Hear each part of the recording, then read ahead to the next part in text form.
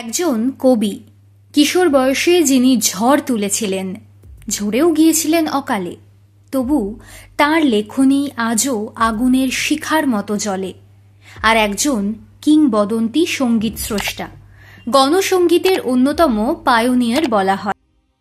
Commercial গানের পাশাপাশি তাঁর তৈরি করা গণসঙ্গীত আজও মেহনতি মানুষের আন্দোলনের প্রেরণা।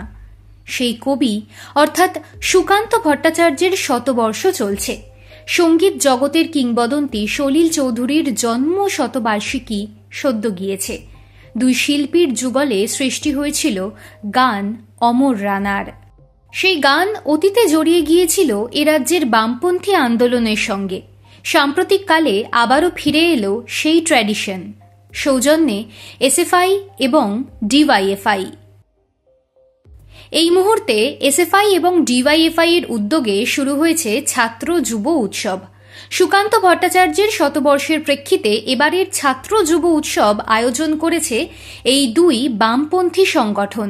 সেই উৎসবে মানুষকে আহ্বানের জন্য রানারের একটি লাইন ক্যাপশন হিসেবে ব্যবহার করছেন ছাত্র যুব নেতারা।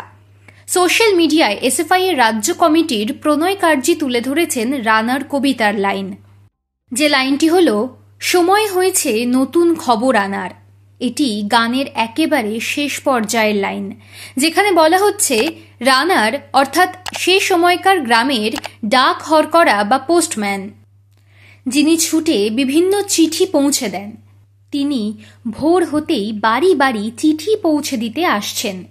কিন্তু এসএফআই এবং ডিওয়াইএফআই এর যুব উৎসব উপলক্ষে ক্যাপশনে খবর কথাটিকে রূপক অর্থে ব্যবহার করা হয়েছে, যেখানে বলতে চাওয়া হচ্ছে নতুন খবর অর্থাৎ রাজ্যের ক্ষমতা পরিবর্তন।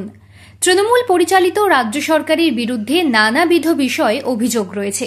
কয়েকদিন আগে সিপিআইএম নেত্রী মীনাক্ষী মুখার্জি বলেছিলেন, রাজ্যের মাল্টি অর্গান ফেল হয়ে গিয়েছে।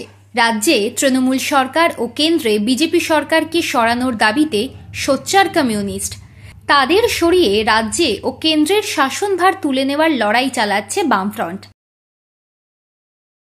তেমন স্বপ্ন বাস্তবায়িত হওয়াকেই স্লোগানে নতুন খবর হিসেবে বার্তা দিতে চাইছে এসএফআই এবং ডিওয়াইএফআই। যুব উৎসবে এ নিয়েই বক্তব্য পেশ করছেন নেতারা। রাজ্যে যখন একদিকে এসআইআর এর দাপট, বিজেপি ও তৃণমূল এই ইস্যুতে লড়ছে একে অপরের বিরুদ্ধে, তখন শুধু এসআইআর নিয়ে বসে নেই সিপিআইএম। এসএফআই এবং ডিওয়াইএফআই এর ছাত্র যুব উৎসবের মাধ্যমে ধরতে চাইছে তরুণ সমাজকে। সেই লক্ষ্যে মিশিয়ে দেওয়া হচ্ছে সংস্কৃতি। সেখানে যদি সুকান্ত সলিলের যুগল বন্দিতে রানার দৃষ্টান্ত হয়ে ফুটে ওঠে, তার চেয়ে ভালো আর কি বা হতে পারে।